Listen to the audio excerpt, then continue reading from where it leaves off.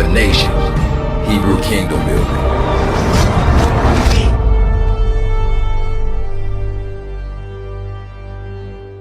If you come against the scriptures, man, we gon' rise up. If you come against our heritage, we gon' rise up. It don't matter, anybody get it, man, we gon' rise up, we rise up. If you come against the king, man, we gon' rise up. If you come against our Elohim, we gon' rise up. It don't matter, anybody get it, man, we gon' rise up, we rise up. Rise up and rise up.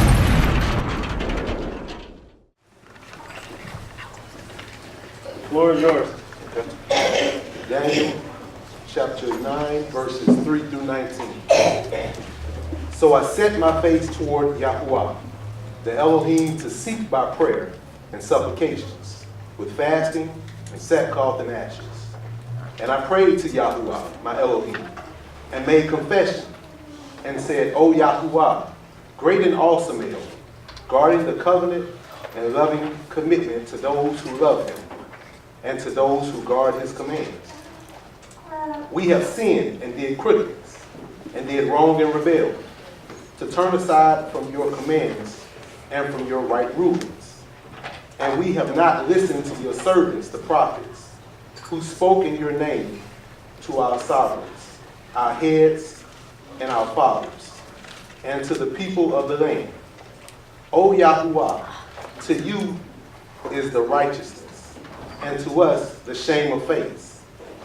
And it is this day to the men of Yehudah, to the inhabitants of Yerushalayim, and all Israel, to those near and those far off in all the lands to which you have driven them, because of their trespasses which they have trespassed against you. O Master, to us is the shame of face, to our sovereigns, to our heads, and to our fathers, because we have sinned against you. You, to Yahuwah, our Elohim, are the compassions and forgiveness, for we have rebelled against him. And we have not obeyed the voice of Yahuwah, our Elohim, to walk in his Torah, which he set before us through his servants, the prophets. And all Israel have transgressed your Torah and turned aside, so as not to obey your voice. So the curse and the oath written in the Torah of Moshe, the servant of Elohim, have been poured out onto us.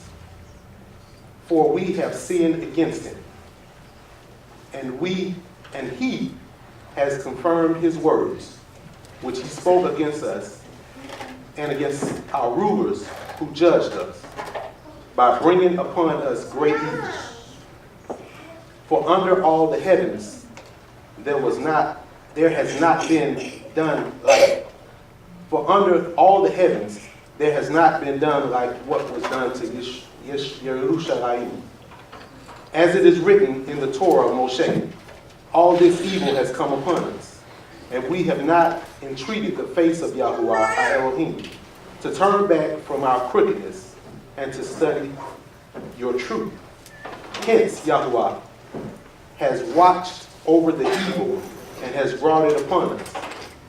For Yahuwah our Elohim is righteous in all the works which he has done, but we have not obeyed his voice. And now, O Yahuwah, our Elohim, who brought your people out of the land of Mizraim with a strong hand, and made yourself a name, as it is this day, we have sinned and we have done wrong.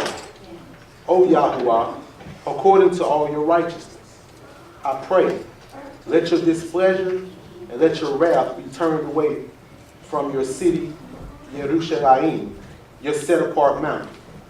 For because of our sins and because of the crookedness of our fathers, Yerushalayim and your people have become a reproach to all those around us.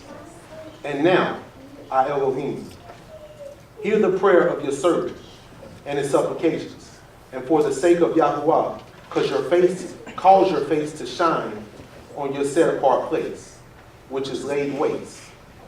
O my Elohim, incline your ear and hear.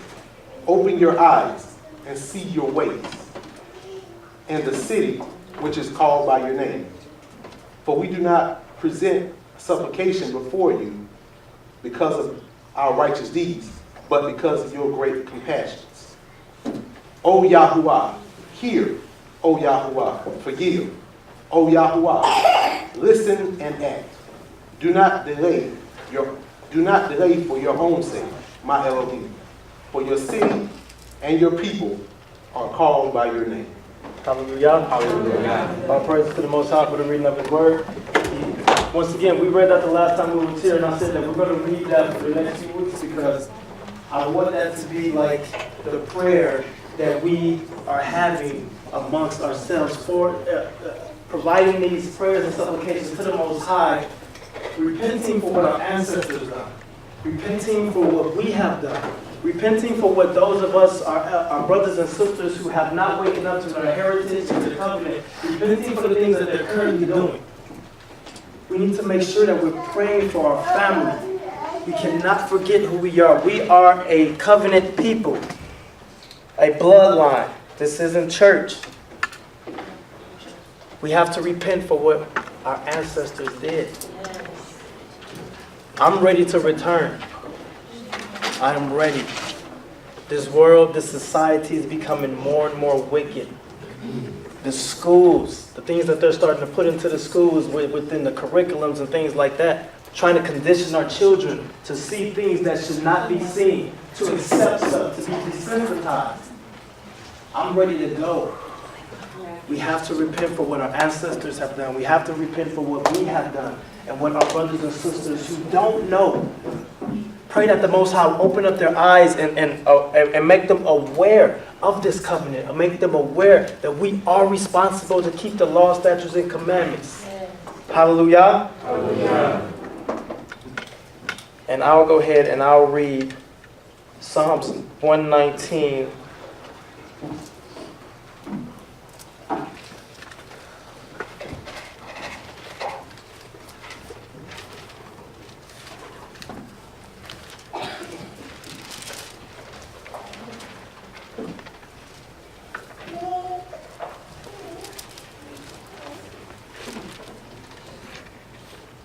Psalms 119, starting at verse 17.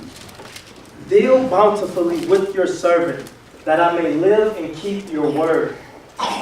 Open my eyes, that I may behold wondrous things out of your law.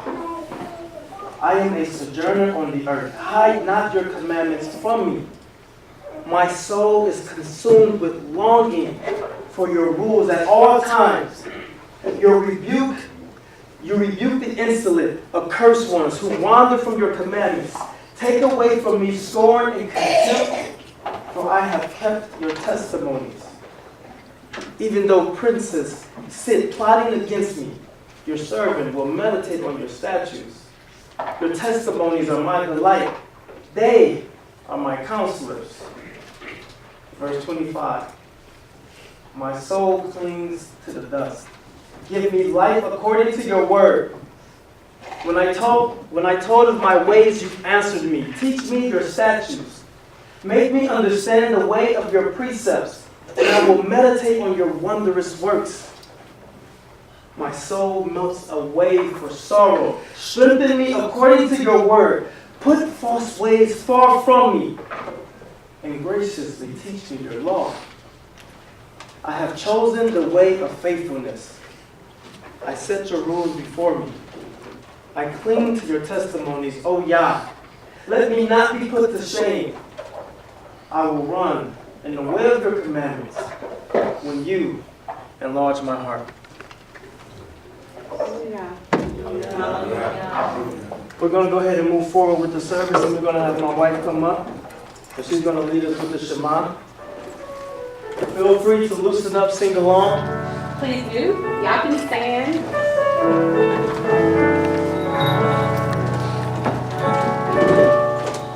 So everybody should know the Shema, right?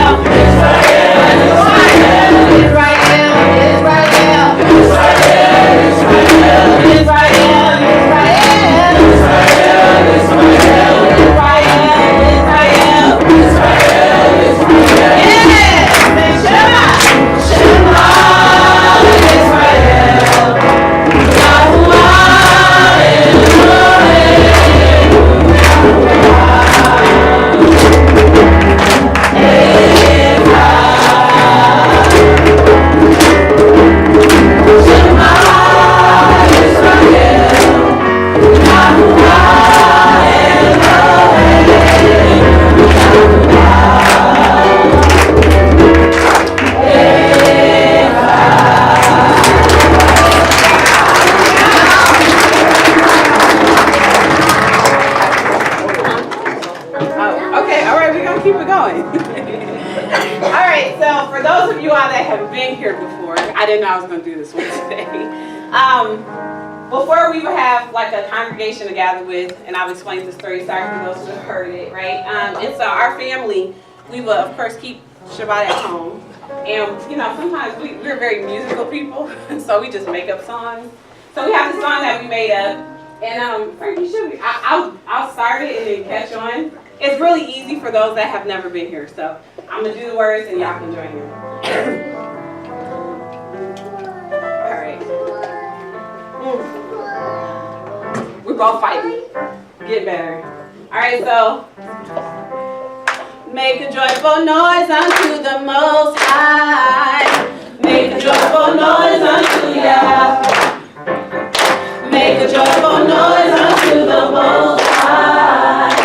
Make a joyful noise unto Yah. Elohim we worship, Elohim we praise, Elohim we worship you. Elohim we worship, Elohim we praise, Elohim we worship you. Real easy. Make a joyful noise unto the Most High.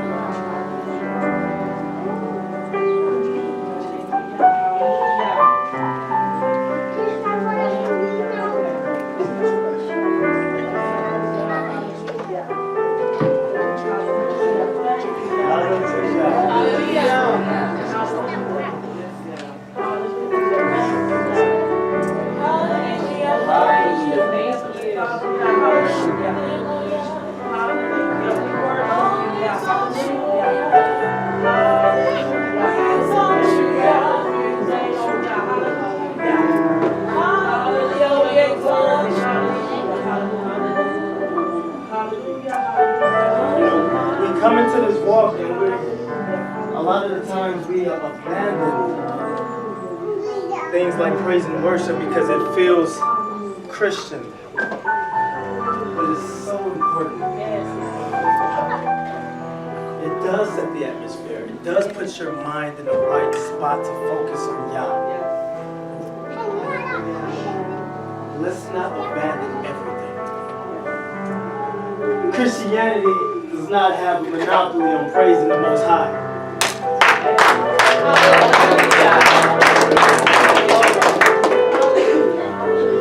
We are His children. He made the covenant with us.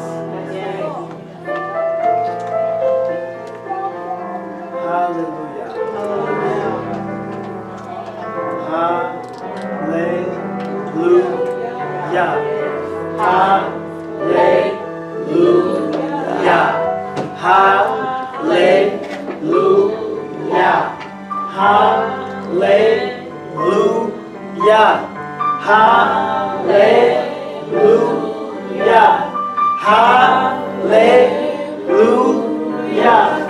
Hallelujah. Keep it going. Hallelujah.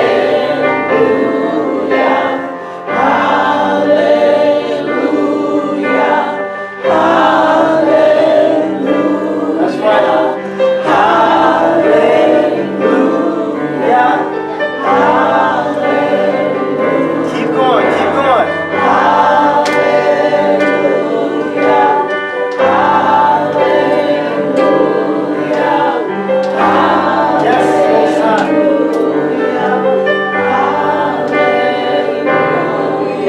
We serve you. We thank you for opening our eyes.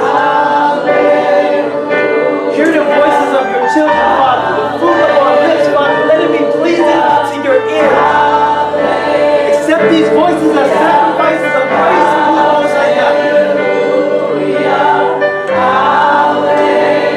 We thank you for everything that you've given us. Our health, our minds, our family, our connections, our friends, our community, Father. Our eyes that you allow us to see who we are in terms of this covenant, Father. We thank you for these voices that we use to lift up your name. Yahuwah Elohim. There is none like you on earth, in the heavens, in the Shamayim, under the earth. You are the creator of all things. And we give you praise, we give you honor, we give you glory. Hallelujah. Hallelujah. Hallelujah. Hallelujah. Hallelujah. Keep saying, hallelujah. Hallelujah.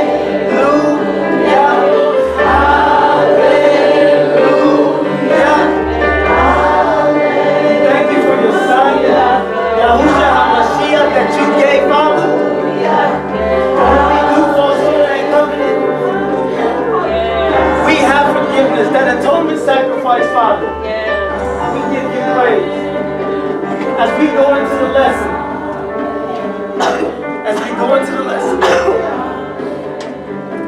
I pray that something here that is spoken, that is said, that is released into the atmosphere will allow someone to go deeper in you, to take their walk more seriously, to take something practical out of this so that they can change their everyday life and be the proper light, the proper representation that you has initially chosen us to be. Father, our ancestors turned away from the covenant.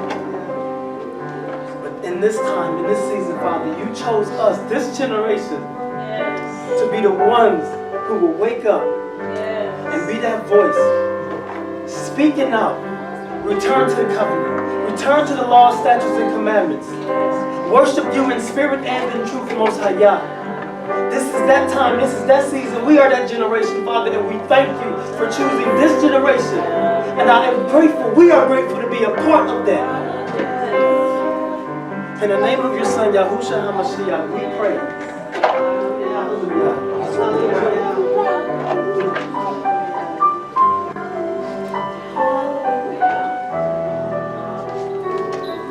your seats.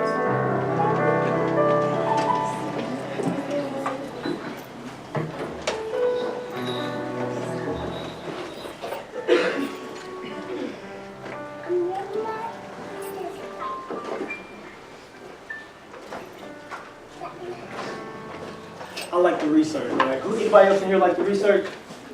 All right, I like to read, I like to research, I like to go deep. I like to have a lot of discussions about things that you can't just have with the average person, right?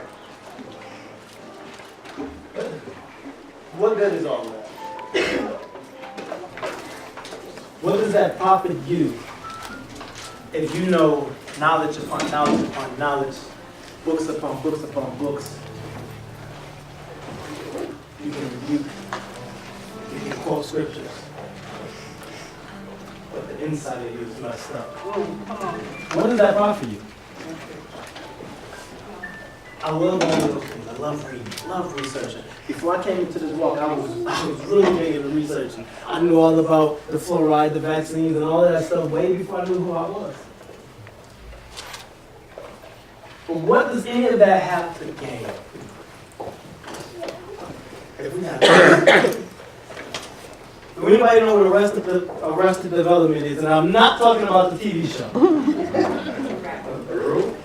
What was that? Not a group, not the TV show. So the name of this is Arrested Development, a practical examination.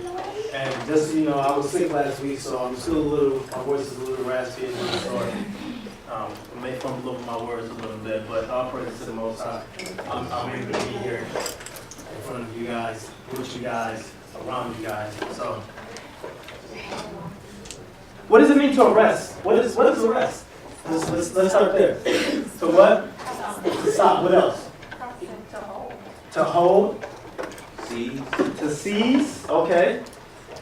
So we got to stop, to hold the seize. Anybody else want to add to that? To what? That's what the police do. They trap, but no, that's not what we're talking about. Anything else we want to add to arrested? Restrain, okay. Held against your will. All right, here we go. Let's see what the textbook definition of it is. It is to, seize. After, specifically to taking the custody of by authority by law of police. All right, that's not what we want to focus on. We want to focus on this: to bring to a stop. Someone said stop, right? To check, to slow, to make inactive. Arrested development. So, if that's what arrested means, or arrest is to bring to a stop, check, slow, to make inactive, what is development? Progress. Say that again. Progress. Arrested development is to what? The act or process of developing growth or progress. That's what development is, right? So, when I look at the youth who are up here, who I'm always proud of, because every time I ask questions, they're so quick to give their feedback, and they're usually accurate. I love that. What can make them stop? They're so involved. Most children they're not involved in something like this. We don't have a kids class, but we have youth in here who will answer questions. We got the youth group, and they're some of the first ones to answer all the time. Yeah. That's progress. They wasn't doing that a few months ago. That's progress. I'm not taking credit for that. All praises to the Most High God, but I'm grateful that we have children, we have youth in here who does that. But what can make them stop doing that? Discouragement. Okay, what else? Not caring about it anymore. Why would you not care about this type of stuff anymore? You don't have a reason? Because you still care about it. She said, I don't know what would make them stop caring about it. I'm just saying, that's what makes some people stop, but not me. Buckets. What else? Not believe. Look at you answering. Yes. Look at you answering. That's what I'm talking about. See, the word says, train up a child in the way that they should go. When they're old, they will not what? Depart from it.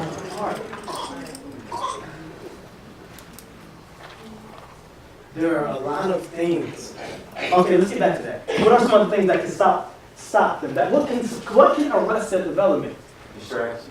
Distractions. What type of distractions? That's very good. What type of distractions? My man in the back, raise his hand again. What's up? What you got? You know there's some commercials that make some toys look cool Uh-huh. that do not. That's true. That can happen. What else? What kind of distractions can arrest your development? Peer pressure. Peer pressure. What was that? Oh, we're getting full. So if you're on a, can y'all just kind of like squeeze? If you got a seat in the middle, kind of squeeze in. We're running out of seats. Which all praise to the Most High. That's a good thing. Trying to get people.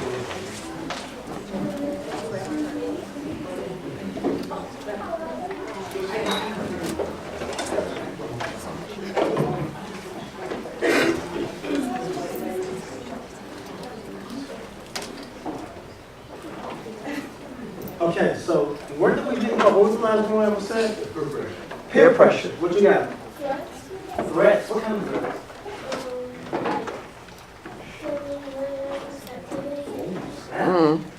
You said killing, murder, captivity. That can definitely, especially if it's a false charge, right? If someone falsely accused, if you're 13 years old, 14 years old, and someone falsely accuses you of something, and you get put in some type of juvenile detention center, or God forbid, some type of incarceration center, that would absolutely arrest your development, wouldn't it? Absolutely. Peer pressure. But it's not just you. So let's say that you just so happen to become an adult. You made it, you navigated the playing field that has been laid for us in this game. And you made it to the adulthood, and you're not incarcerated, you're not arrested and whatnot. What can begin to arrest your development as an adult? Negative feedback. Negative feedback? What else? What else? Jobs? That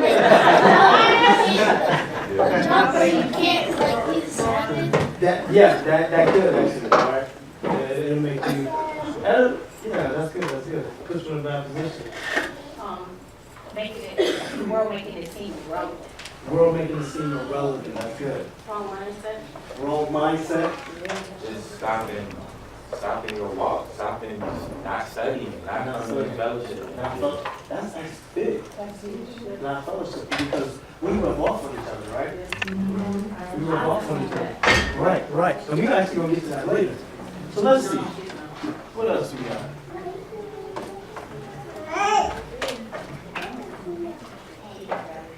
No, I had it up. Can we happen to do some of this? Develop those things? Yeah, for sure. You can develop good habits.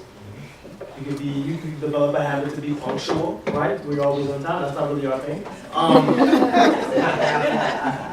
mean, that's something that we could do. We don't do, but that's not really our thing. But yeah, we can develop these type of habits, right? To where they can lead you on a course. So, does it have to be a big habit? No. You said no. That's not. Okay, what is a habit? It is an acquired. So somewhere along your development, you acquired a mode of behavior that has become nearly or completely what? Involuntary. Involuntary. Here's another one. I'm not even going to focus on that one, although that absolutely could, but I'm going somewhere with this. A behavior pattern acquired by frequent repetition or what?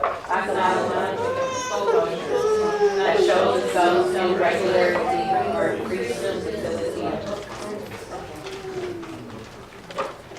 Get these habits somewhere along the line. Because just like we can rub off on each other, if you're around the wrong people, they're going to rub off on you as well. And you'll pick up habits from them.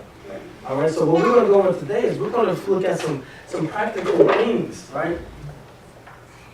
That a lot of people, I don't know about y'all, but a lot of people have, these things have negatively affected them, or we have picked up these habits along the way, and we need to do something to get us back on to the path and get our development back to where it should be with the Most High.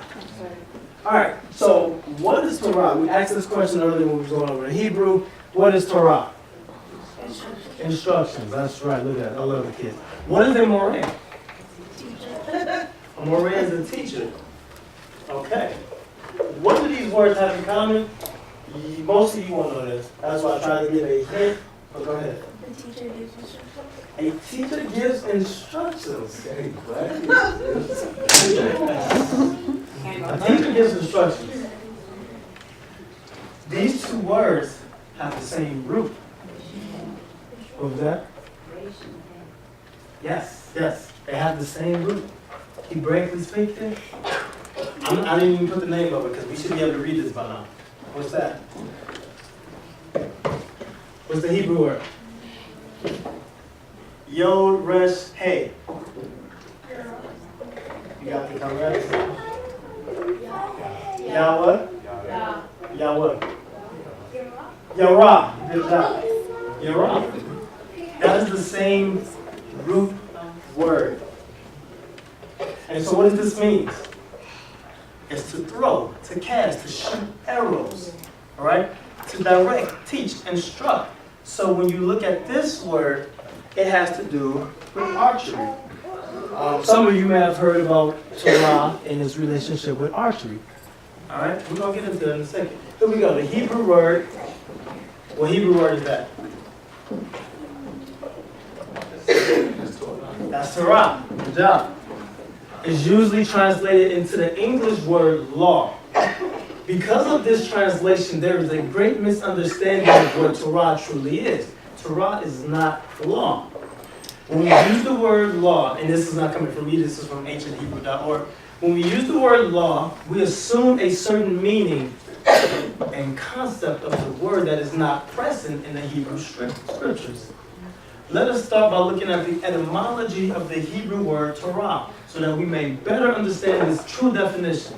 The word Torah comes from the Hebrew root, we just said that, Yarah, a verb which means to flow or throw something.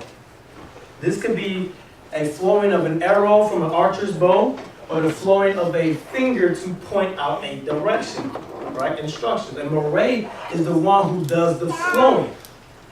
This can be an archer who flows an arrow, or a teacher who flows his finger to point out the way a student should go in the walk of life.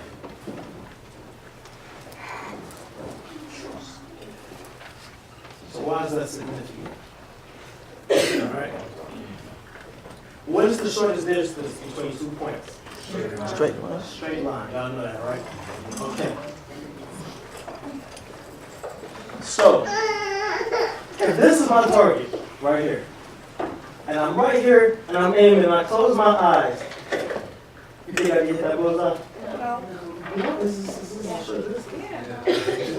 I should be able to right now. That's close. It's close. I mean, if I can't, like, come on. I'm right here. Right. She's getting some credit. Yes, if I'm right here and I pull my arrow back on, it's only this much of this. I'm seeing here. When you think about the kingdom, which one of y'all know when the kingdom is going to be established and manifest on earth? None of us know. None of us know when the kingdom is going to manifest, right? All right. So keep that in mind. So I'm there. I put an arrow. I can hit the target. Now, if I close my eyes from here, can I hit the target? Yeah. It's still possible, but it's not a guarantee like it was before. So the further I move back, the less of a chance. There's more things that can hinder this, right? You can have wind now that can start affecting, my hands can start shaking, right? What am I getting at? Going back to what I was saying earlier about reading, researching, and all of these things, which are great, but while we're shooting this arrow towards the mark is the Torah. So we're aiming, and we're shooting these arrows. So we got all this knowledge, right? And as we aim, we shoot. Okay, we can hit it. But as we go further back in time, because the further we go back, we are not able to really gauge the distance. If we have something in us that is unchecked, that we don't adjust as we're aiming for this target, we can think that everything that we're doing right now, all of this reading and research and all of this stuff, is going to get us there. But these things that's unchecked is what's throwing us off the course. So, as we're aiming for this rock, and we got a bad attitude, that hurts our walk. So now, instead of aiming there, I'm over here. What else we got? What else we got that's gonna make me miss? We got lust. But I know the scriptures though. But I'm lustful. So we're gonna go on a little bit more. And what else we got? You say what? Well, I can't hear you. Disobedience. But I know the word, right? I'm correcting everybody on Facebook. I don't get no credit for that? Come on, y'all. I don't get no credit for correcting them on Facebook. What if I point out, I'm pointing out that Christmas is pagan, right? Oh, God. But I'm disobedient in my own way. The beam in your eye. So, once again, we're moving over. We're moving over. And these things are constantly causing us to miss our mark every time we're shooting, but we're thinking we're doing something. And these things have to be checked, they have to be corrected. In the military, there's something called Kentucky windage. I used to be in the military. We used to shoot. Kentucky windage is if you shoot at a target, let's say I'm aiming here, I hit here because of the wind, right? So what I'm going to do is I'm going to adjust. I'm going to start aiming here, and the wind is going to allow me to hit the target. But you got to know that you have to adjust. You can't change anything if you don't know that you need to adjust, right? So what are we about to focus on? In our community, and this is the Israelite community, what do we need to adjust? Character. Work. What was that? Work. Work, okay. Explain.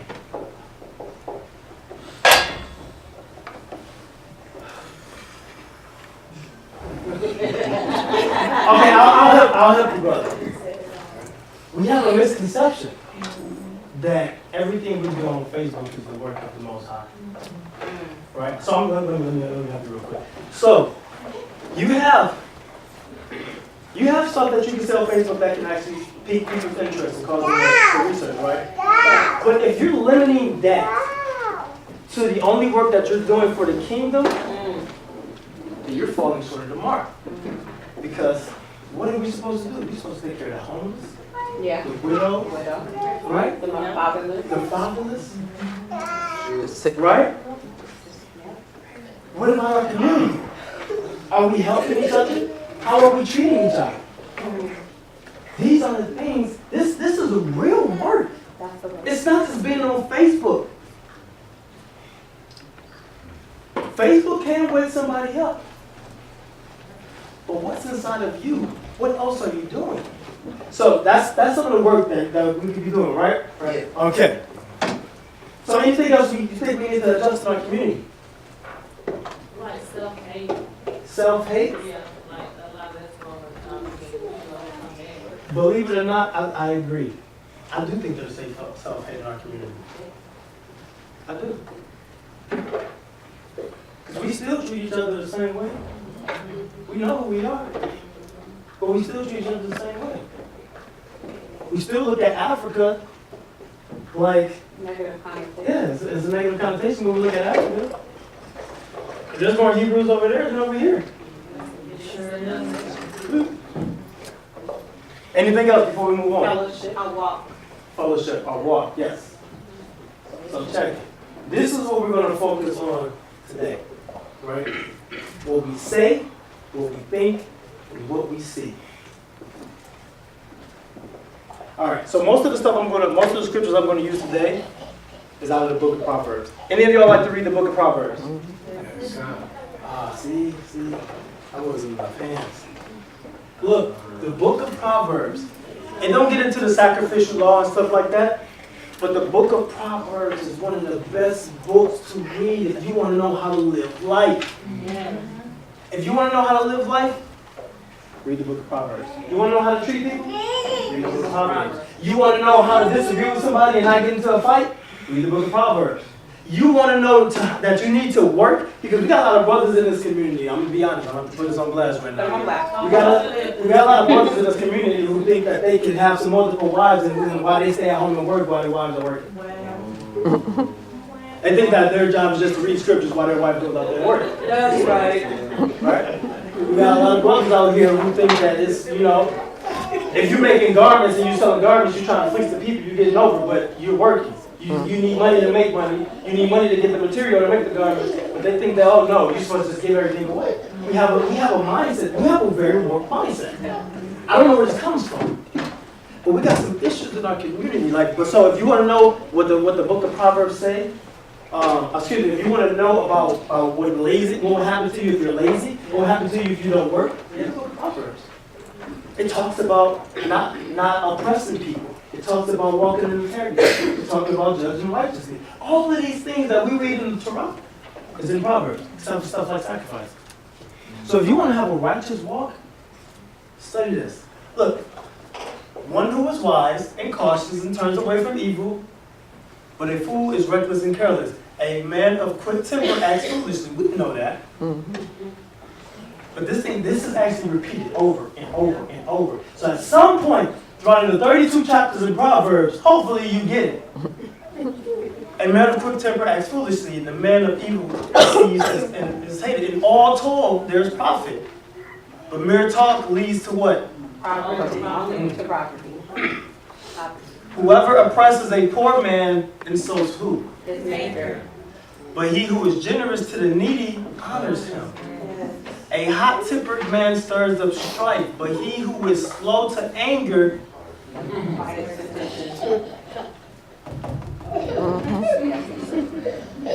we quick to snap. We quick to snap, right? Commit your work to who? Yeah. Your brother. Yeah. Your sister. Yeah. Your father. Yeah. Your friend. Yeah. Commit your work to Yah, and your plans will be what? Established. Whoever is slow to anger is better than the mighty. And he who rules his spirit than he who takes the city. So you need to tell me, if you conquering something, we know colonization has been very rapid across the world. But a person who controls his spirit is better than someone who can conquer a city. What does that tell? So what we say, this is what we have to pay attention to. We read this is a famous scripture. If you just went to church for a couple of months, you probably heard this at some point. Right. Death and life are in the power of the tongue, and those who love it will eat its fruits. This is the ESV version. What does that mean? We read that. We quote that. Is that real to you? What does that mean to you? Things that you say, that word is powerful, whatever you speak will manifest, because it's whatever is in your heart and mind and your heart and mind. Okay. So whatever you speak, if you're going to be negative, then it could be good. Okay. You know what I'm saying? So if it's positive, that's what you'll establish in your home. So Okay. words are very. Did y'all hear what she said? Do y'all agree? But is that real to you? Or is it philosophy? It's real. It's real. It's very real. How do we know it's real? Everybody's fruit. Like the music, you know what I'm saying? If you constantly, I'm a thug, I'm a savage, I'm a dope, Dylan Keller. The fruit you're going to produce is that.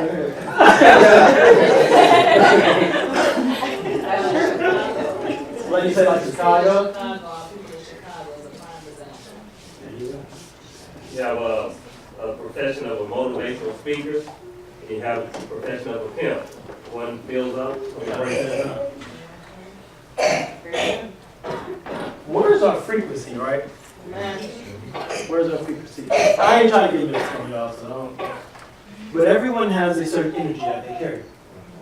Where's our frequency? These things are real. We believe that that Wi-Fi can carry data from here to there, right? Right. We can use cell phones and talk to someone in another state, another country, right? So there's something going on that we can't see. With words, it's the same one. There is a test. Anybody ever heard of the Rice experiment? Yep. Yeah, 2 people, 3 people who've heard of the Rice experiment. Okay, so you're gonna learn something today. Now, I'm not saying anything about the scientists who performed this. I don't know, I'm not familiar with all of his work. But what I do know is one thing about science is that it should be duplicated. You should be able to duplicate it. It shouldn't just be something that one person has done and say, hey, well, this is that. No, it's supposed to be observable, and it's supposed to be able to be duplicated. If not, theoretically speaking, it's not science. So the Rice test is an experiment that a test that a doctor performed. I can't remember his name, but I'm going to play a video. It's only like 4 minutes. This is not from the doctor. This is from someone who's actually attempting to do what the doctor did. Millions of people have tried this, all with similar results, unless they went into it with a negative mindset. So, give me 1 second. Okay, Rice experiment. Actually, maybe it should be called the consciousness experiment, because that's what this is about. Okay, so obviously these are just little glass jars, the lids, all washed up. And then here is some cooked rice. Not much, because the rest of it is in my tummy. Now, this is going in here. 1 spoonful in there. There you go, 2 little glass containers of rice.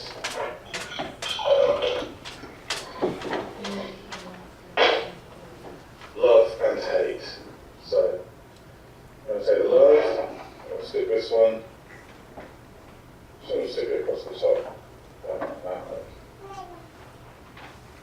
Love, hate.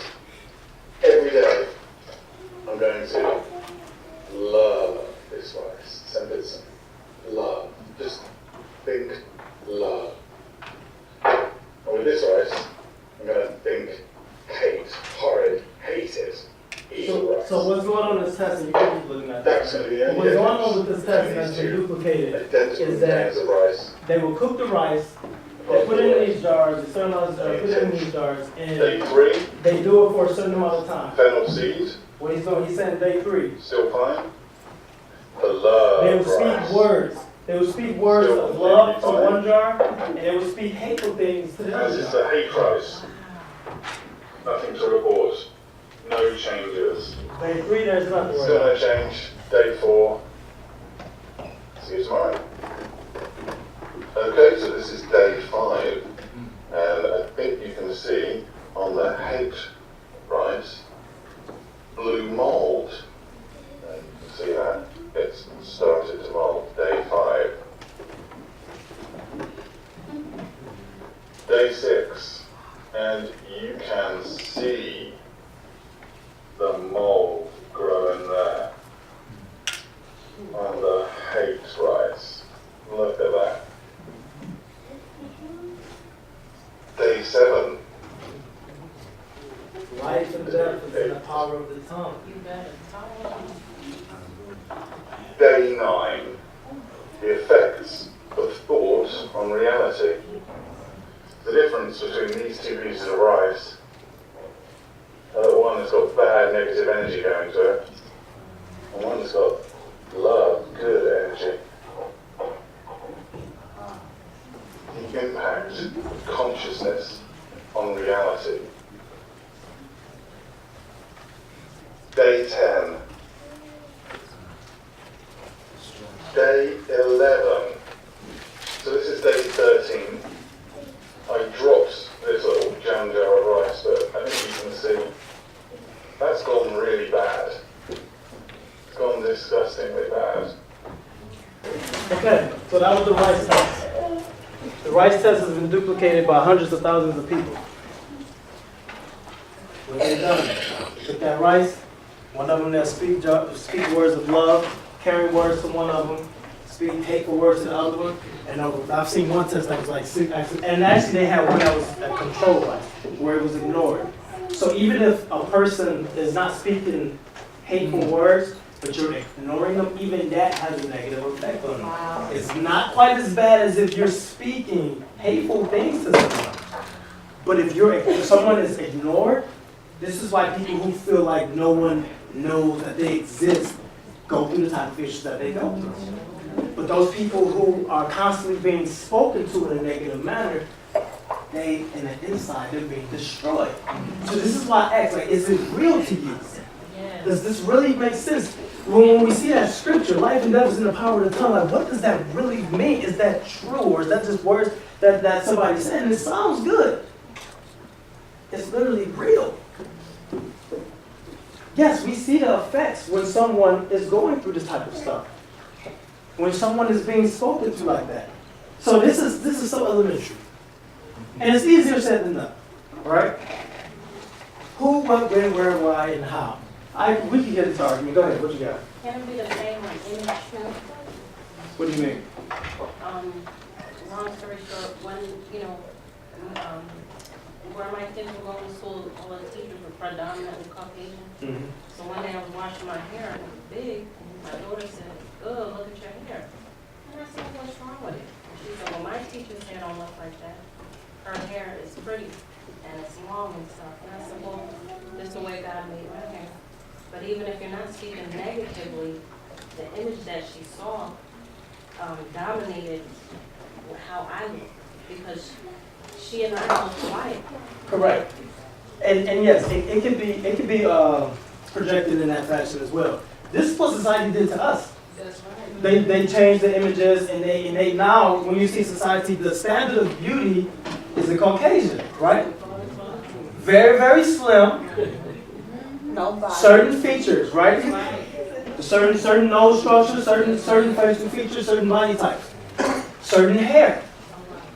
And now we look at ourselves like we're not good enough, and this is why we have celebrities who are bleaching their skin to get lighter, so that they can be that reflection. Go ahead. And the melan's worth it because they paying $300 to $400 a gram for your melanin in your skin.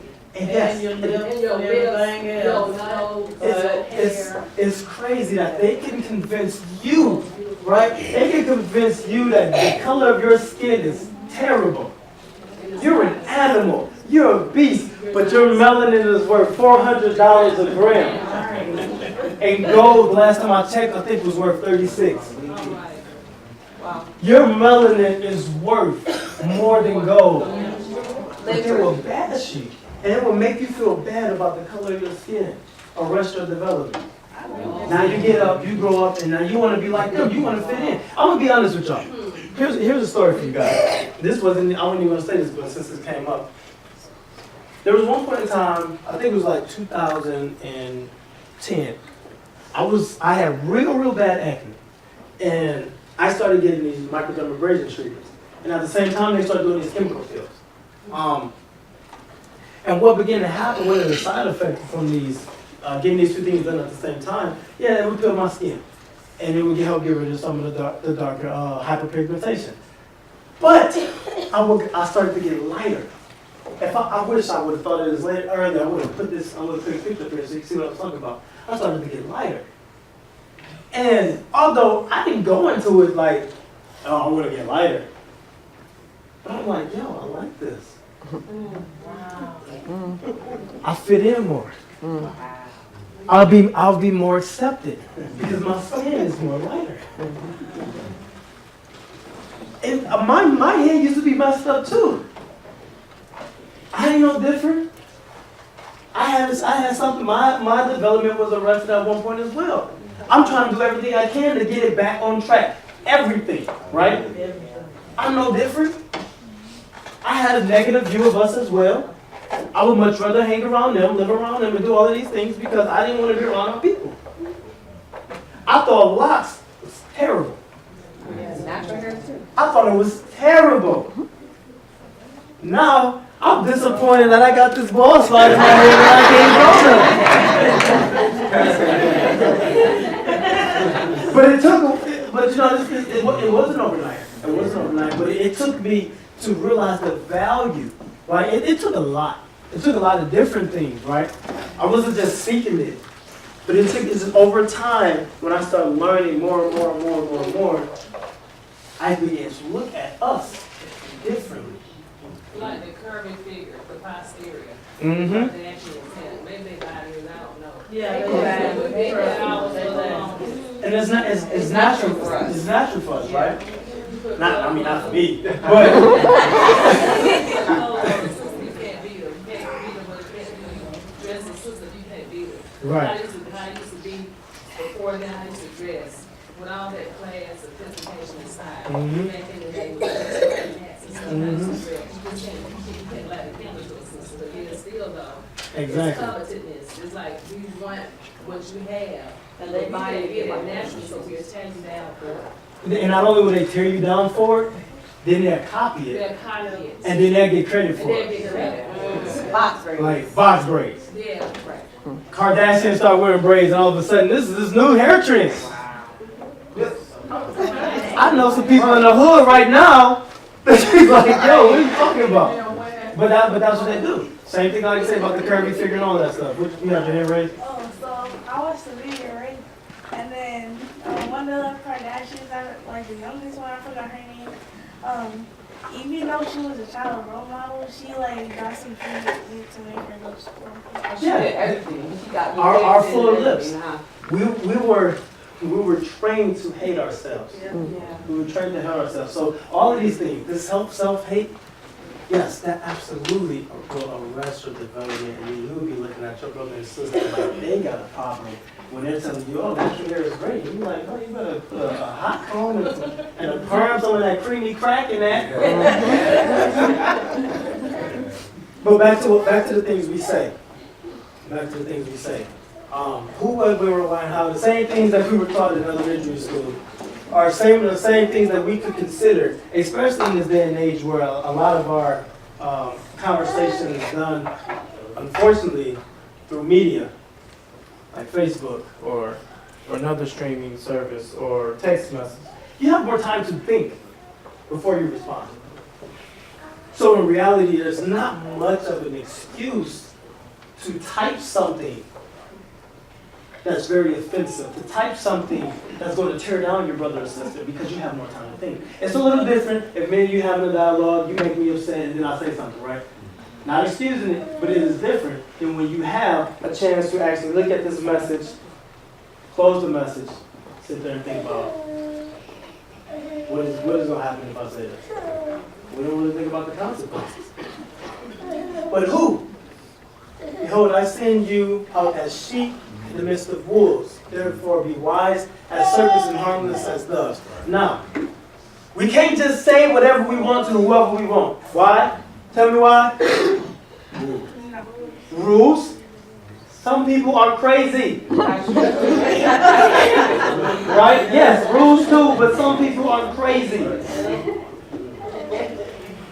know, maybe there are people who are planning to kill you outside. Crazy. Right. Not casting you pearls before swine. Wasting your time. Don't waste your time. Then you know they're not going to accept it. Don't even worry about it. Look, you may be able to have a conversation with one of your friends and they say something and you tell them shut up. If you try that with your boss, what's going to happen? So this ain't about letting people say whatever they want to you, because I'm not saying the boss is disrespectful to you. I'm not giving any type of scenarios, but I'm just giving you a little bit of conventional wisdom, so to speak. Or, you can't just say whatever comes to your mind to whoever you want. Because people are crazy. There are rules. And some people do have authority over you. That's just the way it is. And if you're going to live in a society, guess what? You got to learn when to say something, when not to say something. Pick your battles. Pick your battles. I mean, this is not a deep lesson. But I think we need to be reminded of some of these things because I just see it too much in our community. When? Somebody read that. Whoever restrains his words has knowledge, And he who has a cool spirit is a man of understanding. Even a fool who keeps silent is considered wise. When he closes his lips, he is deemed intelligent. A fool who keeps silent is considered wise. That's telling. That is telling. Whoever restrains his words has knowledge. Is it hard to restrain when you're upset? It is. I'm not going to lie to you. It is. But how much damage are we causing our brothers and sisters by not doing it? How much damage are we causing our spouses? Right? Let's take it deeper. Children. Our children. How much damage are we causing our children, our spouses, our friends by not restraining our words when we're upset?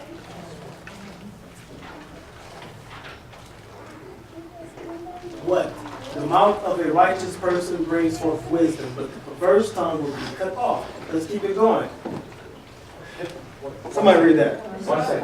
What was that, that verse that? Oh, okay. Proverbs 10:31. Thank you. A soft answer turns away wrath, but a harsh word stirs up anger. The tongue of the wise commends knowledge, but the mouth of fools pour out folly. There was somebody years ago who I was in a relationship with. She was a very hateful person. She was very, very, very evil. And one of the things she said to me, I was trying to leave. I was trying to pack up my clothes and leave. She said to me, in the midst of trying to hit me and all of this stuff, she said, I hope you die. Why would you say that? Right. But in that moment, I don't know what it was, because I wasn't even a Christian at this time. So I don't know what it was that got over me and made me say, but at the time I said, I hope you end up happy. Because clearly, something inside of her was off. I wish I still had that restraint now. But something inside of her was off for you to say to someone that I hope you die. But what would have happened if because she was already upset, she was already trying to fight me. So what would have happened if I would have said something in retaliation to what she said? She probably would have been the one to kill me, right? She was crazy. She was legit crazy. But I responded differently. I'm not an expert at this stuff. I'm just giving you an example. Something that actually happened. Something that we need to take into consideration when we have these disputes with our loved ones. Because I don't want to continue to see our brothers and sisters hurting each other. You know the saying, hurt people, hurt people. We've heard of that. But it's true. It's cliche, but it's true. I tell you, on the day of judgment, people will give account for every careless word they speak. Do we consider this? Oh, that's heavy. Do we consider that we're going to be judged for our words? That's heavy. When you think about it. So, I'm sorry. And then there's something I'm going to point out. There's Proverbs 12:18. There is one whose rash words are like sword thrusts, but the tongue of the wise brings healing. What is a rash word? Something you didn't even think about saying. Something you didn't think about saying. What else? Harsh. It's harsh. Inconsiderate. Inconsiderate. Let's look at this. Acting or tending to act too hastily or without due consideration. Do anyone know, and maybe you, you ain't got to raise your hand and say it is you, but do anybody know someone who speaks rashly? Most of us do. Most of us do. Characterized by or showing too great haste or lack of consideration. This is another definition from, I think this is Cambridge. Without thought for what might happen or result unwise in your actions. And this is one of the few times that the Hebrew and the English actually match up. What word is that? That's what character? You say what? Bata. That's right. Bata, that's what that is. To speak rashly or angrily, to speak thoughtlessly. Okay. Nails in the fence. Check this out. There's a story. I don't know if it's real or not, but I happened to hear it at one point, and I think it's actually a very good illustration on the power of words. There was this father, had two sons, older son and a younger son. And the older son was very, very rash with his words. And he would always say stuff about his brother, his younger brother, that would hurt him. He would constantly say stuff. It was very demeaning. He was very angry. He was very bitter towards his brother. He would say all these hateful words. So his father one day told him, every time you say a hateful word, you got to put a nail in the fence. So what happened? He observed their conversations. The boy's arm out there, I hate you, such and such, you're ugly, you're fat, you're stupid, you're dumb. Every day, put a nail in their wooden fence. 30 days came. He took him to the fence. Look what happened. You see all of these nails? That actually struck the older brother. He was like, wow, I never thought about that. That's a lot of nails. So, what happened? His father said, okay, for every day that you can go without saying a hateful word to your brother, you can remove a nail. So, what happened? Every day, he would restrain his tongue. He would not say anything. Relax, he would chill. 30 days came, every day he would remove a nail. 30 days came, there was no more nails in the fence. His father took him to the fence. He said, look, son. He's like, look, oh my goodness, that's great. All of these nails are gone. And his father said, what's remaining? And he looked at the fence. And he was like, they're holes. Wow. So, what do you take from a story like that? So just because you say something to him and you apologize, guess what? It still hurt. The damage is done. All the apologies in the world ain't gonna take away what was already said to them. Wow. It may help you. What apologies does is apology. The only thing it does is it helps the healing process. That's all an apology really does. Because a lot of people are hurt and they just want you to apologize. Wow. That's it. They just want you to apologize, to admit you did something wrong, that you hurt them. Do you not see that you hurt me? They just want you to apologize. But your apology isn't going to take away anything you have said. Wow. That damage is done.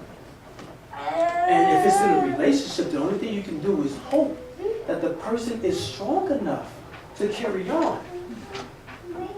Or not retaliate. Because that happens when you begin to go tit for tat. So now both of you are walking around with nails in you.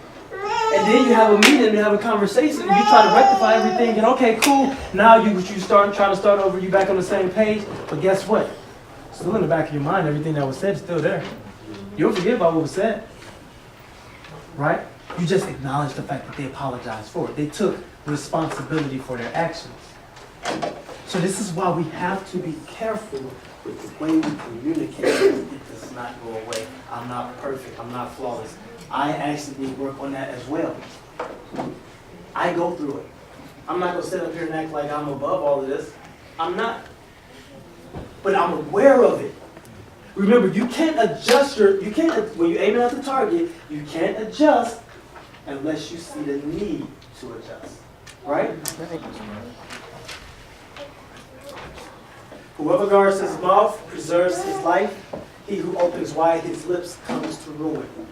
By the mouth of a fool comes a rod for his back. The lips of the wise will preserve them. And this one is one of my favorites. Somebody read that. The words of many, transgression is not lacking. When words are what? Many. Transgression is not lacking. But whoever Restrains himself is fruit. For whoever restrains his lips is prudent. I'm telling you, if you want to walk with good character, study the book of Proverbs. They're not just cute sayings. Trust me, if you can get this in your spirit, if you can get this in your mind, it's going to go to your heart, then you can truly walk around with the love of the Mashiach that we say that we want to have. Can you go back one? I didn't get the second one. Okay.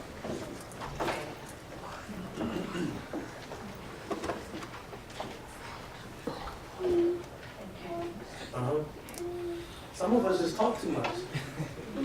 We're just so quick to respond. We always got something to say. There's no way you can constantly spout off at the mouth and not say something that's going to hurt somebody or going to get you in a position that you can't get yourself out of. All right? Moving on. Oh, and just in case you forgot, you can always keep this in mind. Ain't nobody got time for that. And people will give you those hands. They will put the paws on you and talk to the wrong people. Just in case you forgot. All right? Go ahead. What you said about me saying something to him and him saying sorry, usually people will just say sorry and just keep on doing it over and over again. And some people will people will make them say sorry and they'll just say it really quick and not even look at them and not really mean it. Yeah, you know, it's not a lot of remorse for when people say certain things or do certain things. You know, that's unfortunate. Okay, what we think. Yah saw the wickedness of man was great in the earth, and that every attention of his what? Thoughts. Of his heart was only evil continually. Look at society. It almost seems as though we're coming to a repeat. Yeah. It almost seems as if we're coming to a repeat. What do we got going on right now of evil continually? You got people doing witchcraft, people trying to open up portals to other realms.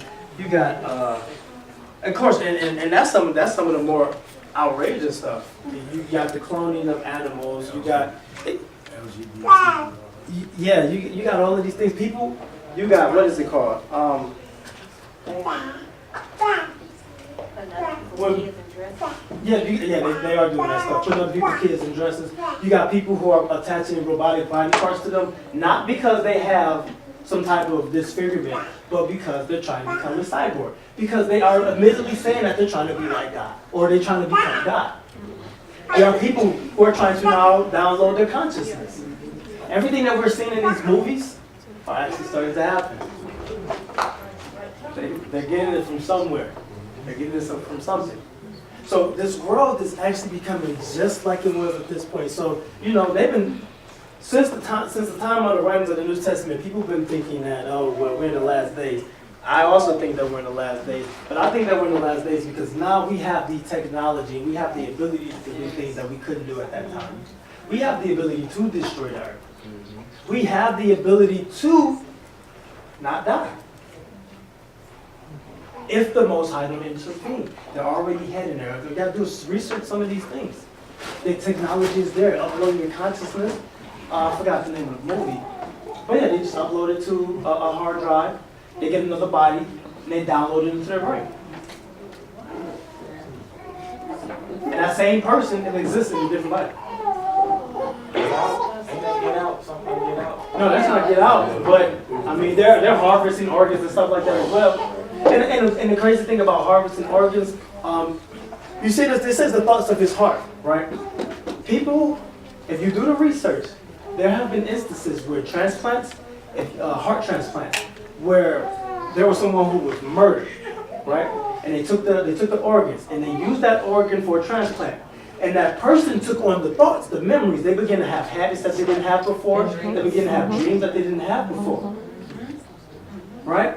So what happens is this person will begin to see their killer. But it wasn't them, right? It was the person who got killed. So they're just carrying their heart around. But now they're having all of these feelings, these dreams. So they help solve the crime. And they found the person. And there are a lot of instances like this where people are picking up habits just from having organ transplants. I don't know if any of you want to donate anything or anything like that. I'm not getting into that. All I'm saying is that it's a lot deeper when you look at the thoughts of the heart. It's a lot deeper than just words. I'm not saying that this is what this means, but in reality, it is. That's what I'm saying. All right? Explain, okay, we're talking about how we think. How we think, right? Explain what a product of your environment is. How you raised. How you're raised. Your social constructs. Food choices.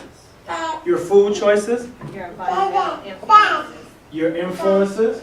Epigenetics. Epigenetics. Wow. Okay. I like epigenetics too. Your physical descriptions or your physical makeup. You become what you grew up around or what you surrounded by. You become what you grew up around. Right? Okay. Is that good or bad? It always depends on where you hit. You know, in the hood. Right. So that goes back to what we said at the beginning, right? About fellowship and about coming together and how we rub off on each other. All right.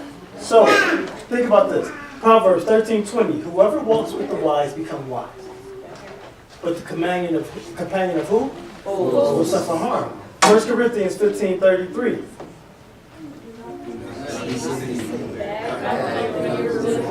See the contrast, right? It's very important who you surround yourself with. Children, youth, it's very important who you surround yourself with. Yeah. Say it again, Moreh. Children, youth, it's very important who you surround yourself with. They will rub off on you whether good or bad. That's right. Adults, it's no different. We're not immune to it either. We're not immune to it. Have you ever noticed that you hung around somebody and next thing you know, you start taking on some of their mannerisms? They may laugh a certain way, you start laughing similar. Their hand movements, their gestures. Like I move my hands a lot because I'm a poet. So people, you can pick that up. It's not a bad thing, but you can pick it up.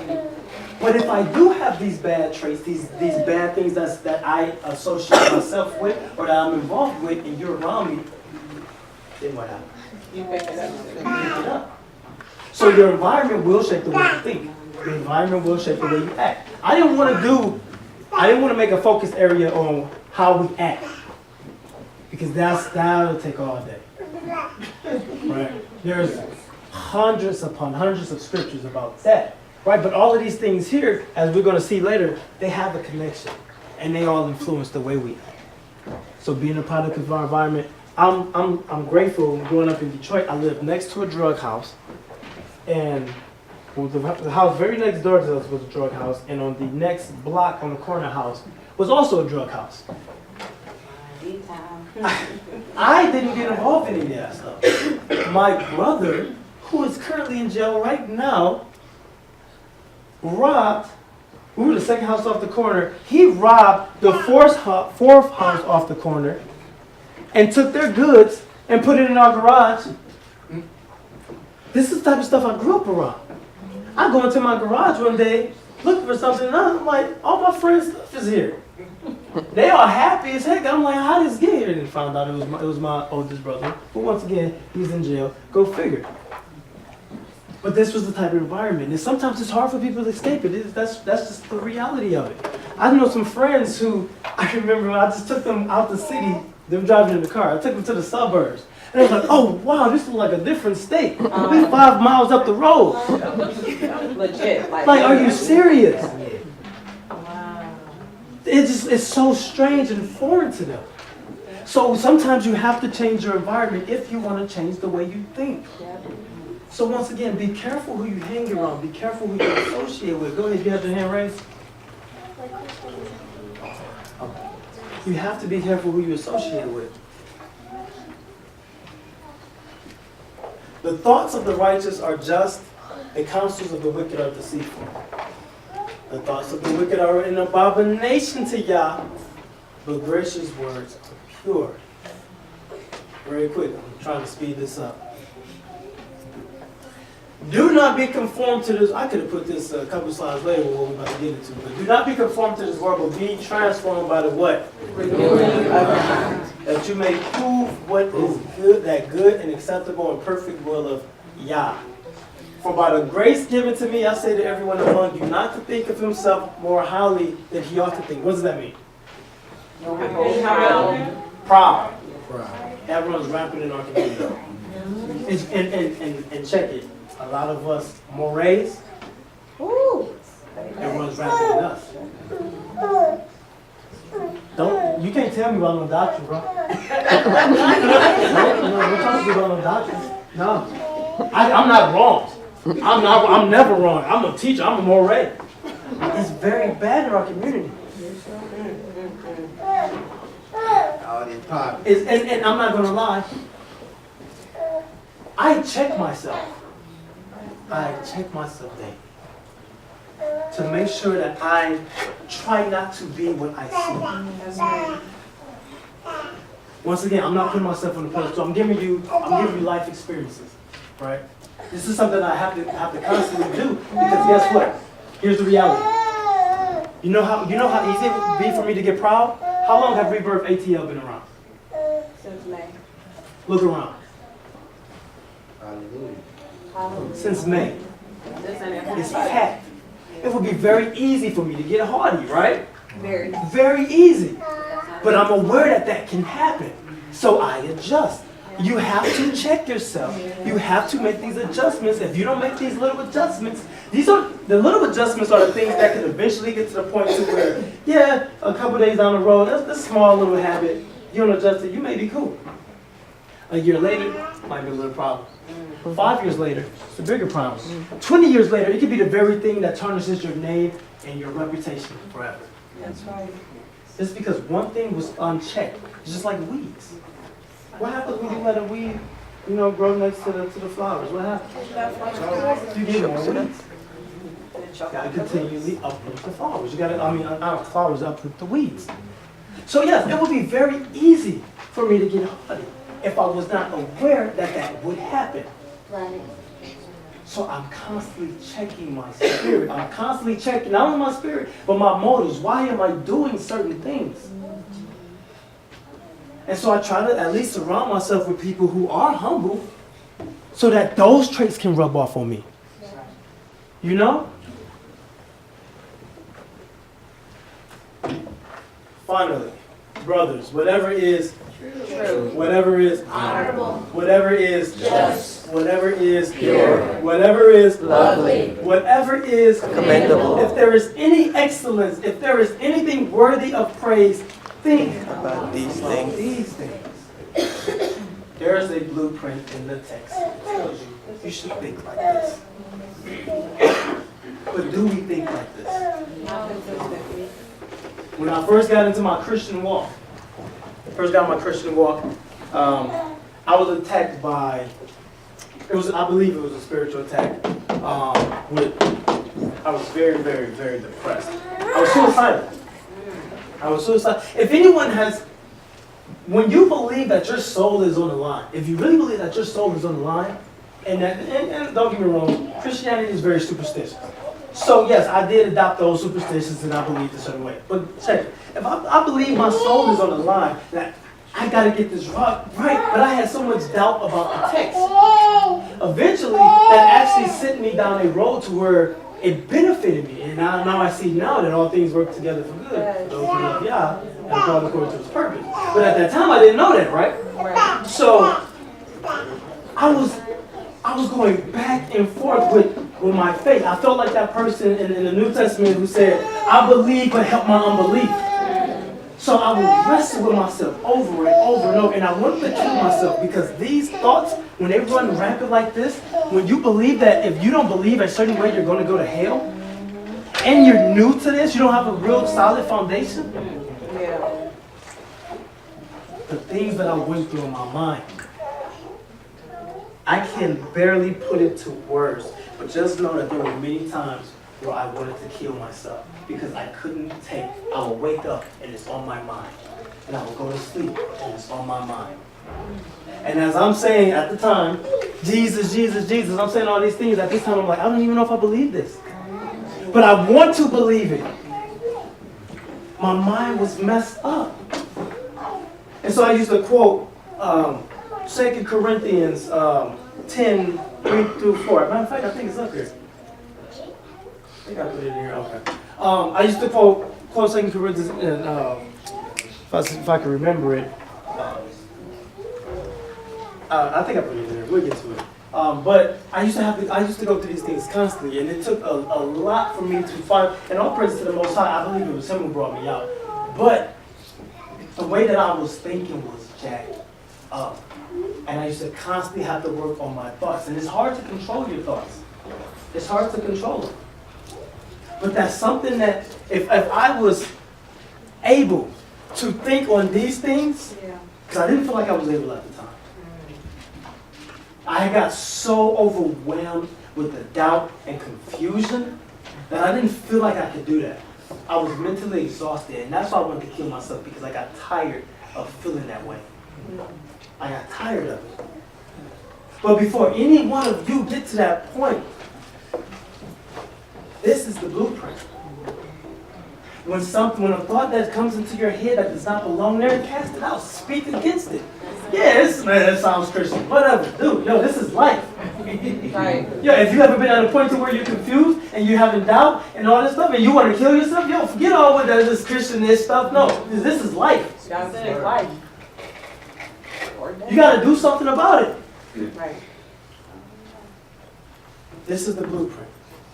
Anybody ever heard of the placebo effect? Yeah. Okay, so we got 2. Yeah, 3, okay. We got a couple. Okay, when I asked why you didn't raise your hand, nah, everybody want to start. Let me get that one. Right. Okay.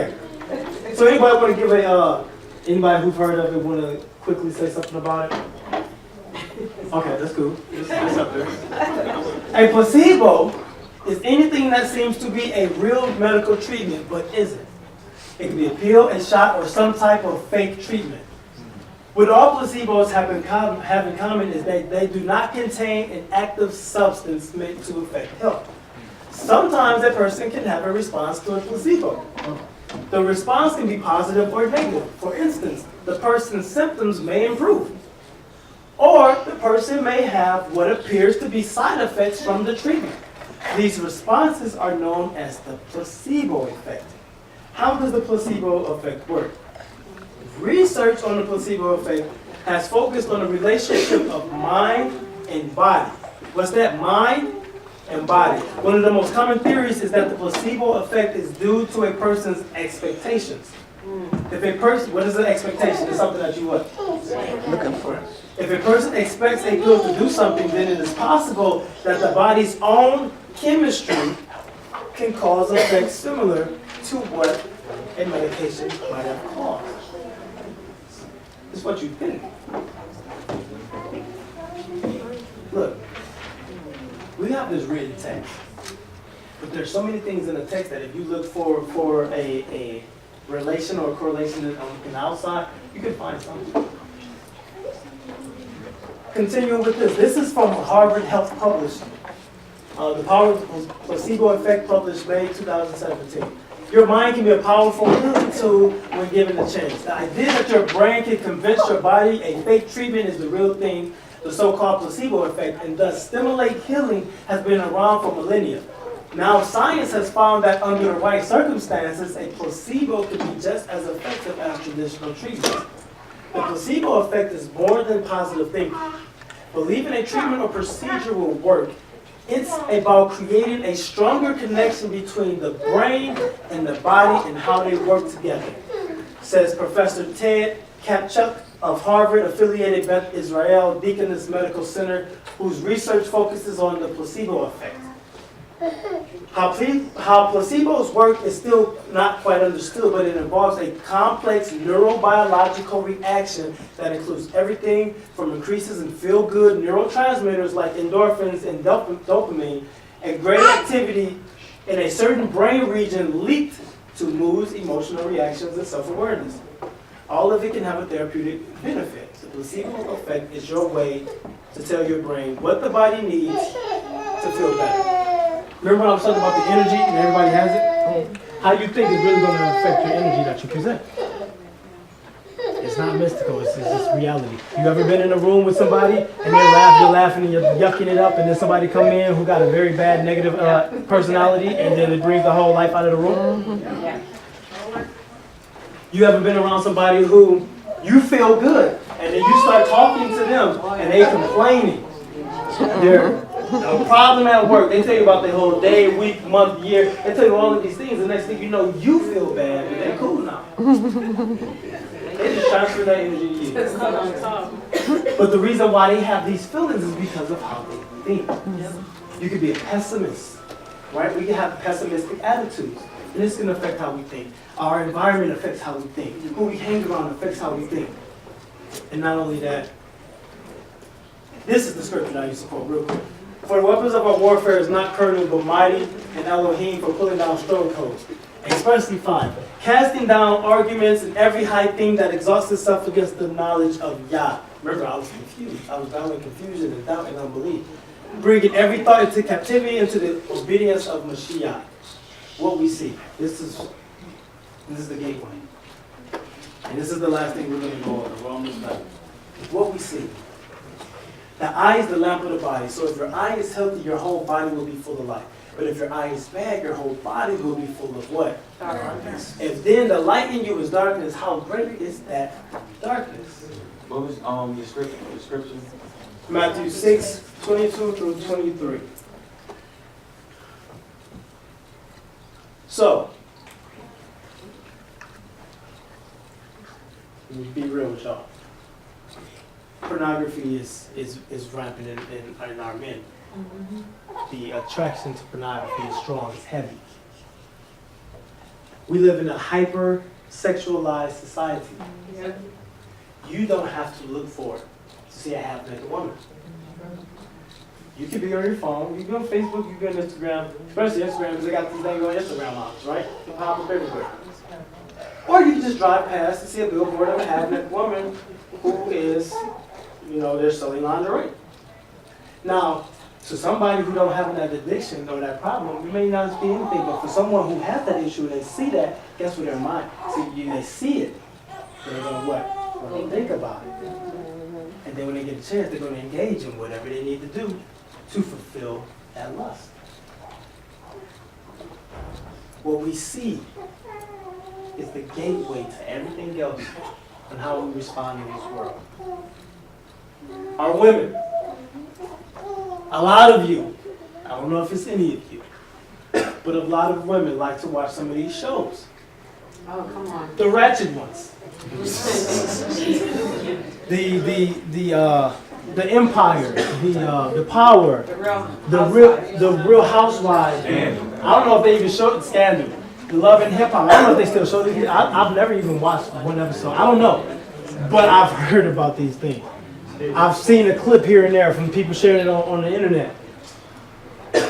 What happens is, some of the stuff that they project this homosexuality, they project all of these things where it desensitizes you and it becomes normal.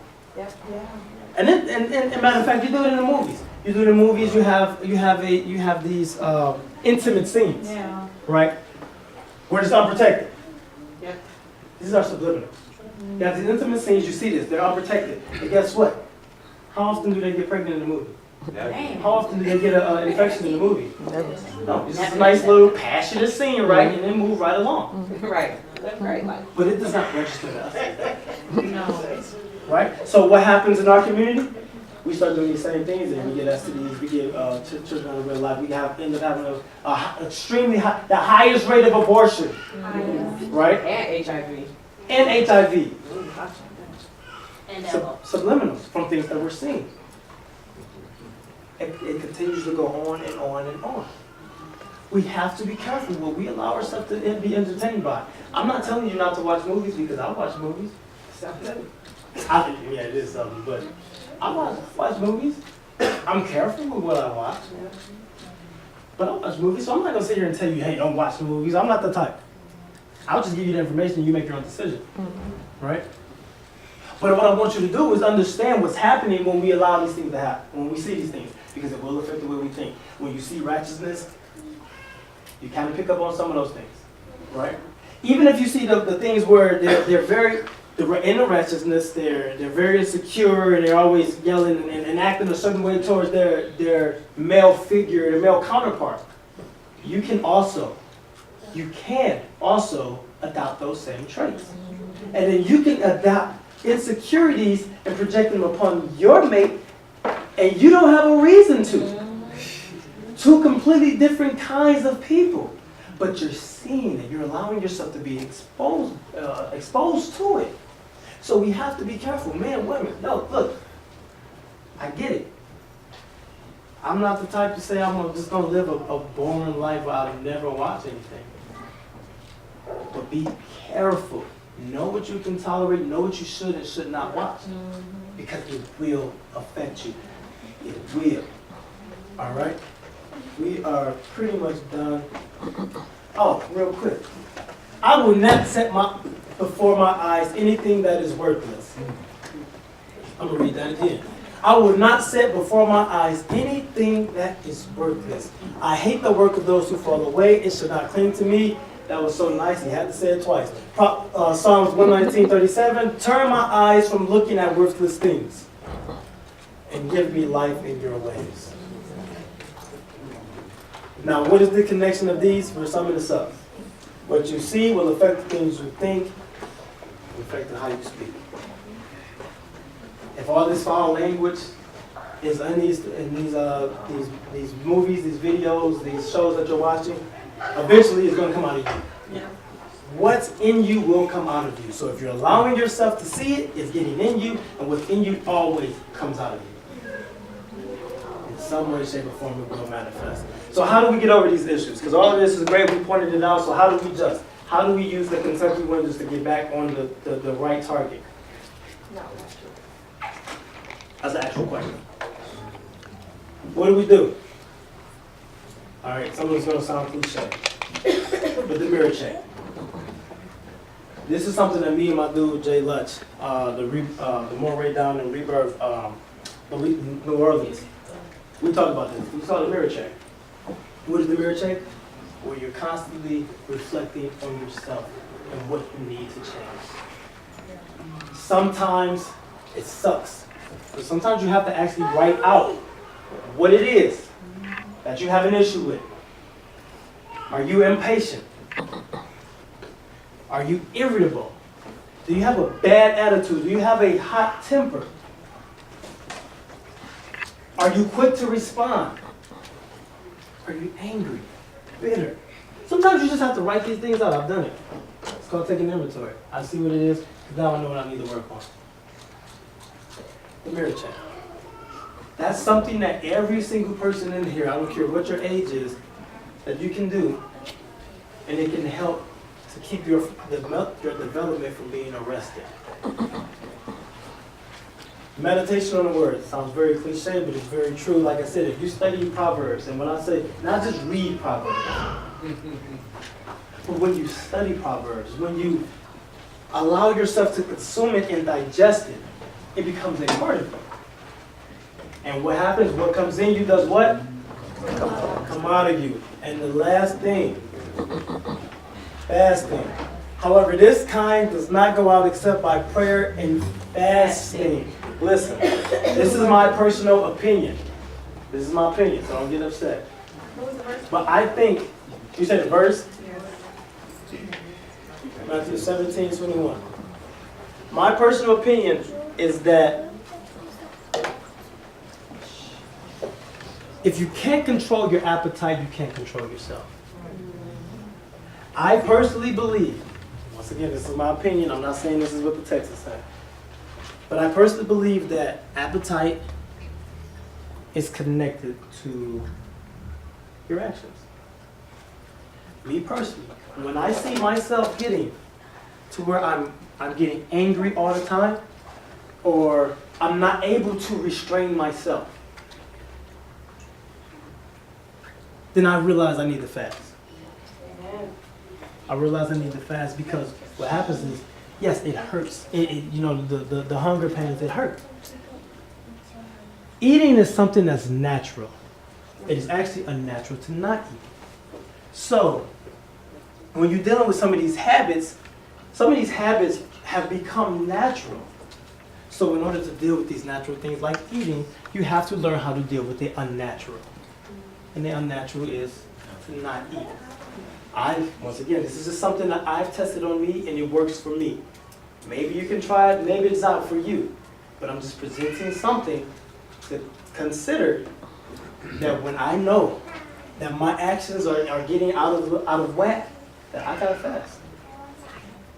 Where can we find more information on the proper ways to fast? Or is it just giving up food, or It's giving up. It's really giving up. Now, are you speaking biblically or? Okay, so everything. So in the scriptures, every time they talk about fasting, it's always correlated with giving up food. It's always correlated with giving up food. As far as drinking, if you're going to, there are some scriptures where they say they did not eat or drink, right? Yes. But it's always they don't eat. That's one thing. If something, and I don't call this fasting. Some people do. I don't call it fasting. But when I realize, even with social media, I do it fairly often, where I realize that I'm just picking up my phone all the time. I don't have any notifications. I'm just picking it up because I got used to just picking it up and checking my Facebook and wasting time on it. Then I'll log out. Sometimes I'll delete the app. I'll go looking for it. Oh yeah, it's not there.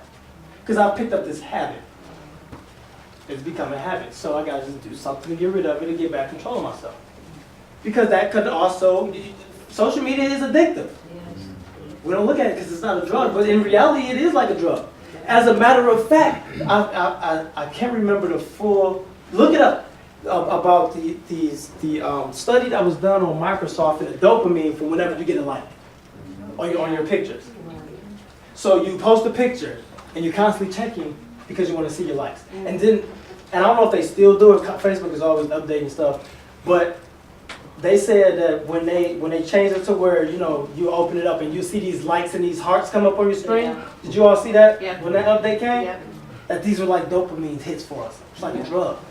So we were constantly seeking these things. So we're trying to post stuff this is why people post stuff to get likes. Because it's actually like a drug. You don't have to take my word. Look it up. Look into it. One of the people who helped create the platform went out and started speaking about it, because now he realized that they were wrong.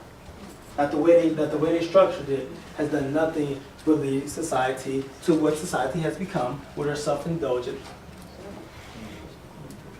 and they're seeking out the approval of everyone else. They've given people a drug that every person can take. Yeah. So sometimes you got to take a break from that. If you realize that you're constantly on it, step back from it. You know what I'm saying? Step back from it. Me, like I say, if my temper is out of control, if my actions are out of whack, I fast. It breaks me down. And then, okay, I'm back. I can control myself better. Because if you control yourself from not eating something that's natural, then you have more strength to control yourself from some of these other things. That's just common. But as far as resources on fasting, as far as research on fasting, like I said, you can just Google fasting and just Google that. And that's right there will give you a whole bunch of information about fasting. Or a benefit. I want to do it the correct way. Okay, talk to me afterwards. Talk to me afterwards and I'll give you some tips and as far as biblically and stuff like that about how to actual fast, okay? All right, any questions? Because this is the last slide. I had an observation as far as like when it comes down like influence, as far as like shining our light, as far as using something as a tool as opposed to something influencing us. I'm just sharing that. Yeah. You say using our influence. Um, Using our influence or being influenced? like for example, social media. Okay. As far as being able to influence or that's one thing, influence.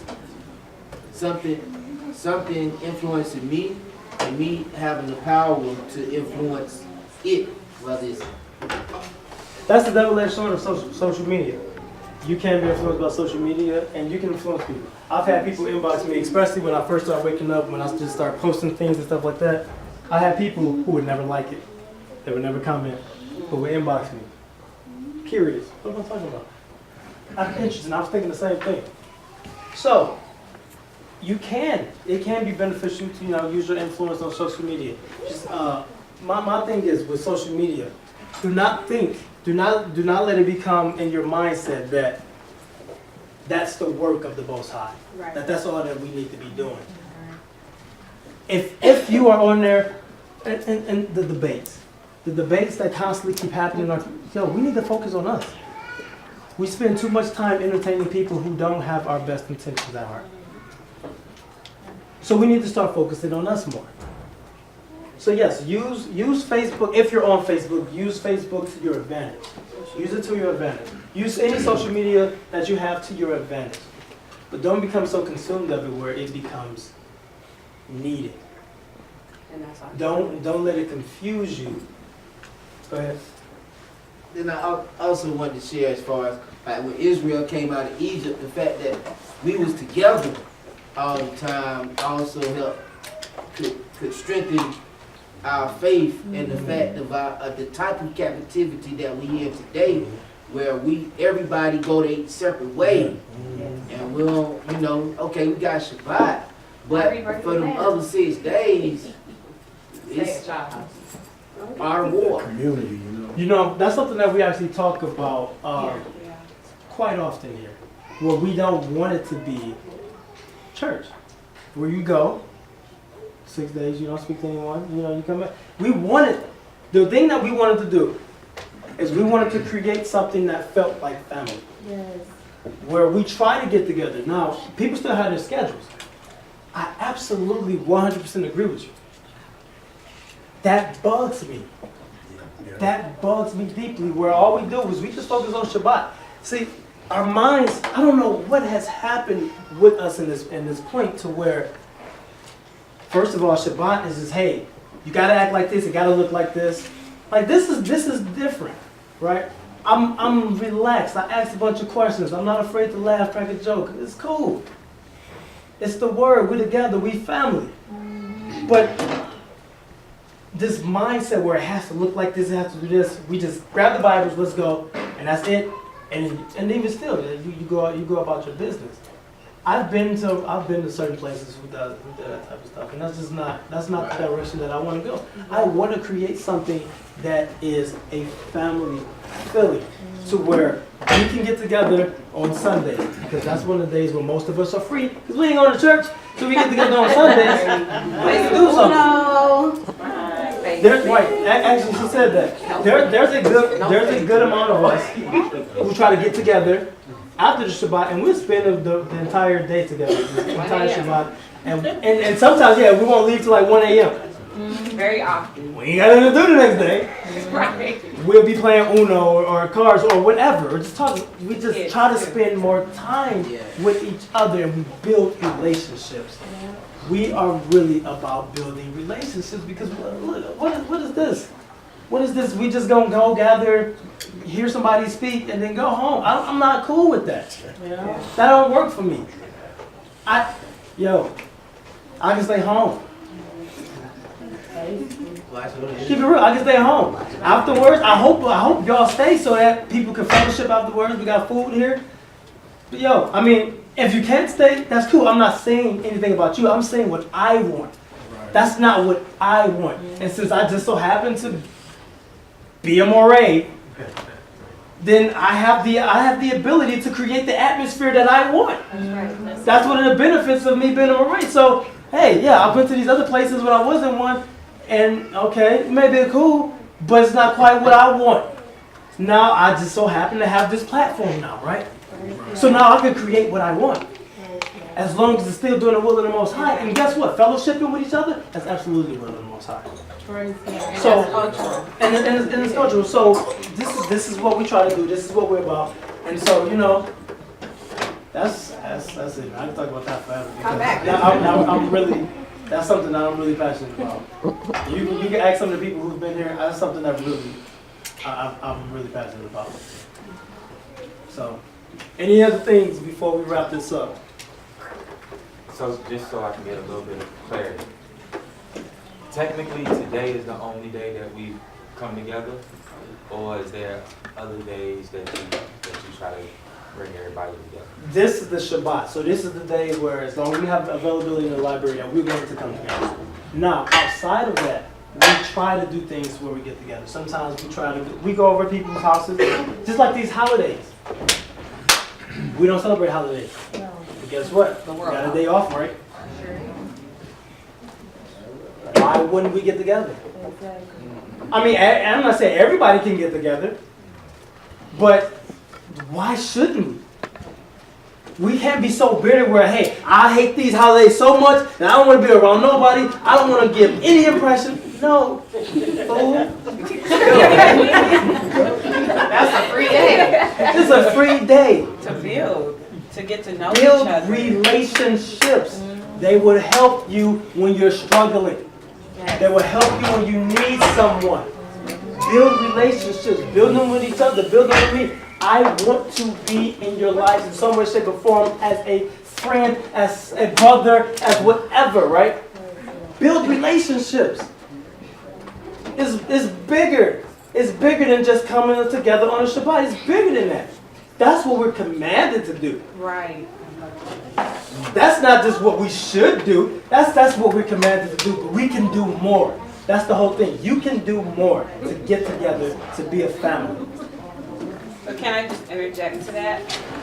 Here at Rebirth Atlanta, we also create a lot of events, and I know he'll go into announcements in a minute, but we've done, men's night? They got their own chat that none of us see, but, you know, they get together, they talk, whatever, you know, that's fine.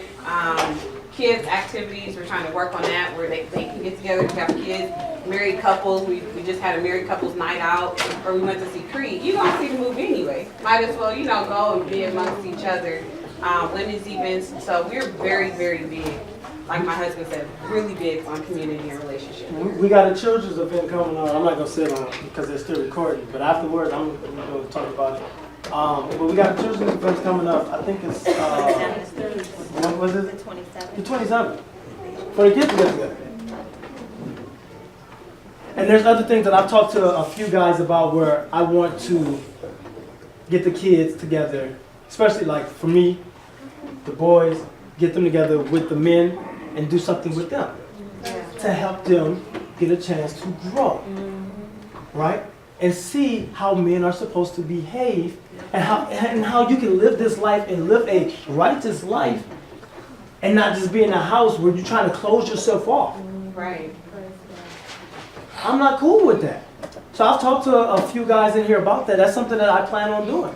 That's something that I want to do. That's a desire. I've never been fishing. There's a couple guys who've been fishing. We can go fishing. We can do this. There's no reason why we shouldn't. Shooting. Oh, yeah. We're supposed to be going. As a matter of fact, we need to, I'm glad you said that. To men, we're trying to go to the range soon. So, but even something like that, right? I mean, we're doing it together as family, right? So let's spend time together. Let me wrap this up, and we can keep talking afterwards. But we need to spend time with each other. This walk is hard enough by yourself. Very much. This walk is hard enough by yourself. So if you got somebody to lean on, if you got somebody to laugh with, yo, trust me. Since I start connected with certain people, my family, I ain't gonna point them out. But since I start connected with certain people here, yo, my time has been so much better when I start spending it with people, man. I'm telling you, it was so much better than when I was just going to a place and just going home. I'm just keeping it real. So, you know, we'll get to that. But let me go ahead and pray, so then if we want to keep talking, we can keep talking.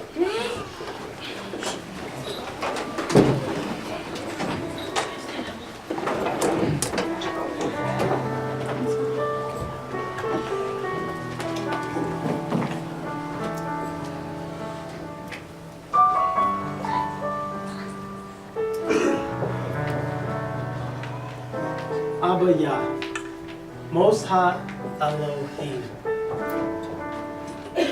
We give you praise, honor, and glory on your set-apart Shabbat. We thank you for bringing people together here today, Father, for getting them here safely, for allowing them to, for all of us to be in a presence as family, as a community, Father. What you wanted from us from the beginning. To treat each other with love and respect and to genuinely care about each other, Father. We pray that the things that have been displayed today in the lesson, Father, to address how we think, how we speak, how we deal with each other, that these things will manifest inside of us and permeate out of us, and that we can influence each other to walk in righteousness, but also to enjoy life.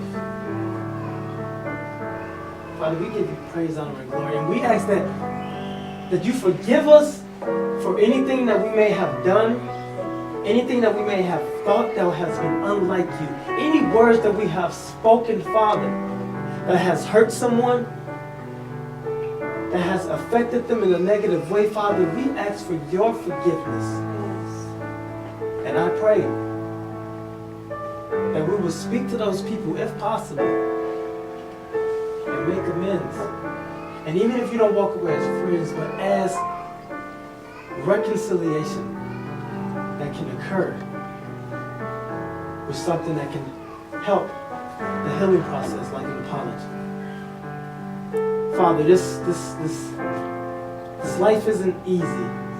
We're thankful for it, but it's not easy, Father. So we ask that you shine your light upon us, that you give us direction, that you give us wisdom and understanding so that we may know when to speak and when not to speak, what to think and when not to speak, and how to act, Father, and how to get self-control so that we can be that light. Father, we were in Israel, we were in the land, and we were supposed to be that light. And you scattered us because we wasn't. So now in the places where we have been scattered, we should become little light bulbs all across the world, shining, showing multiple people, whether they are of the covenant or not of the covenant, what the light looks like. So we thank you, and we ask that you direct us. In the name of your Son, Yahushua HaMashiach, we humbly pray. Hallelujah. Hallelujah.